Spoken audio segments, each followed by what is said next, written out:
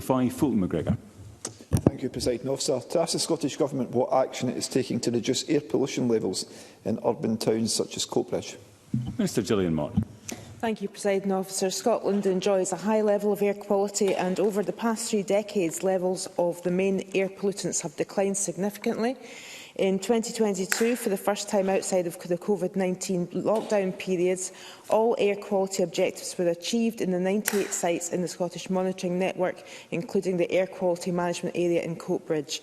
This has been achieved through tighter regulation, improved fuel quality, cleaner vehicles and an increased focus on sustainable transport. Our Cleaner Air for Scotland 2 strategy builds on these successes, setting out actions for further reduction of air pollution across Scotland. Fulton McGregor.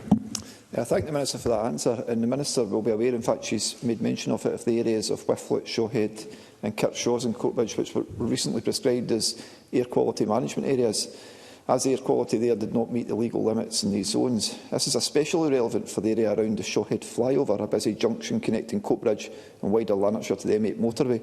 In fact, in 2019, Shawhead recorded an average of 27.17 micrograms per cubic metre of nitrogen dioxide, 33rd highest in Scotland, with only really roads in our major cities being above it.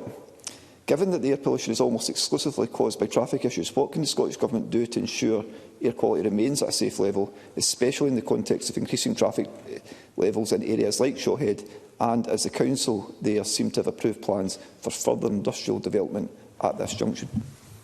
Minister. I thank Fulton McGregor for that question. Our Cleaner Air for Scotland 2 strategy sets out a series of actions to further reduce emissions from transport sources. In addition, the National Planning Framework 4 sets out our spatial strategy for Scotland's long-term development.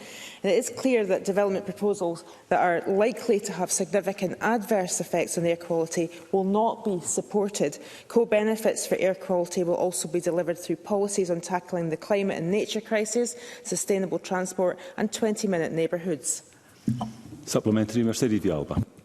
The Kingsway in Dundee goes through several of the most deprived communities in the city and is used by thousands of vehicles per day, exposing residents to high levels of air pollution. Transport Scotland's assessment of a potential bypass suggested the project would have a positive impact on air quality by taking away 50% of the traffic on the Kingsway. Does the Minister recognise the health and environmental benefits this project could bring to Dundee? Minister. Yeah, I do recognise because I have an example in my own area in Aberdeenshire.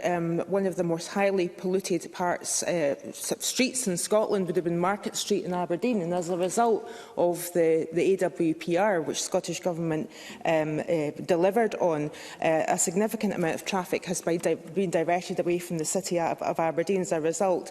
But I imagine that the Cabinet Secretary might be interested in pursuing this further with Mercedes Villalba, as I obviously don't have the detail of that particular proposal in front of me. And further supplementary, Stephanie Callaghan. Officer, people are understandably seeking more affordable alternatives as the cost of winter heating soars. However, Asthma and Lung UK Scotland have highlighted the negative impacts of domestic burning on respiratory conditions, and also how domestic burning increases levels of dangerous pollutants, including carcinogenic emissions. Can the Minister outline what steps the Scottish Government is taking to raise public awareness of the adverse impacts of domestic burning, and any measures in place to promote healthy, affordable and environmentally friendly heating methods? Minister.